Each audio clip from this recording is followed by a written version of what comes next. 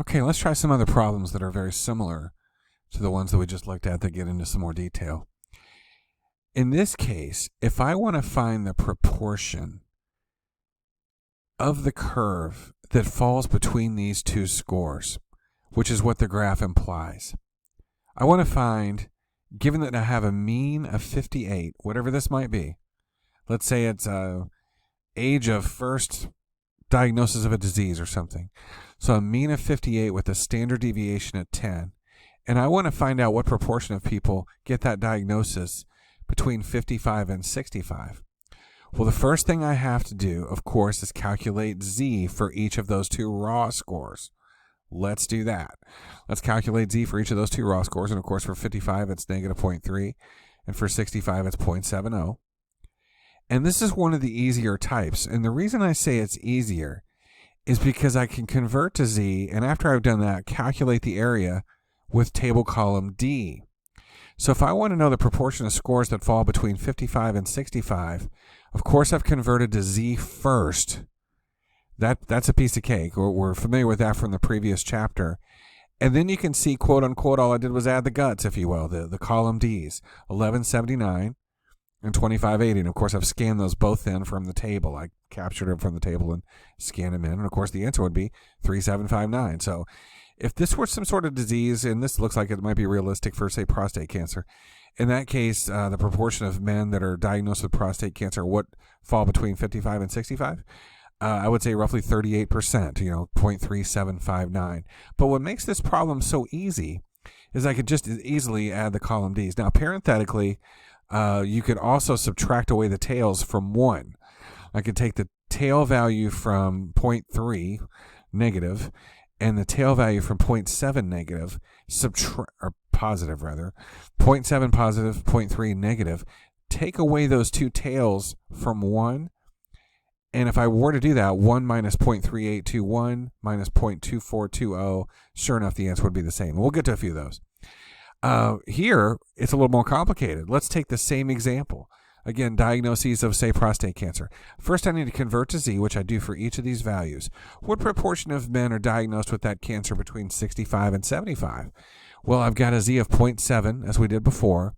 And then for 75, it's 1.7.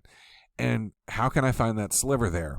There are a few ways to do it. And this is one of those times in life, and I hate to say this, but I almost wish there were not that many choices.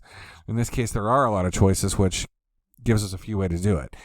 For the first way, here's what I think I might do, is subtract, when I'm converting to Z, then with columns B, each column B, take the larger tail and subtract the smaller.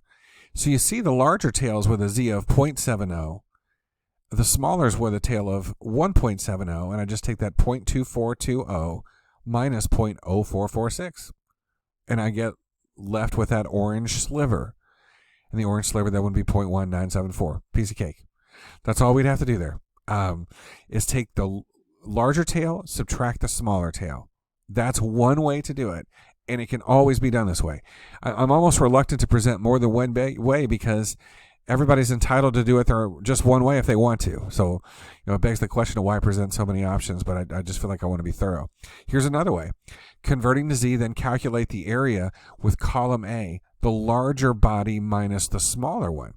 You can see the larger body comes from 1.70 Z-score, which is a gigantic body of 9554, and the smaller body is a Z-score of 0.70 with 0.7580. And sure enough, if I go 0.9554 minus 0.7580, I get 1974 just the same. How about them apples? You can see it just almost visually. If I take that big body from 75 leftward, from a Z-score of 1.7 leftward, and subtract away the smaller body from 65 leftward, or a Z-score of 0.7 leftward, sure enough, it leaves that orange sliver, and that's our goal. That's all we got to do. So pretty cakey there. It's not so bad. And then finally, a third way, although strictly speaking, there's a fourth. Converting to Z, then calculating the area using 1 minus the smaller body minus the smaller tail.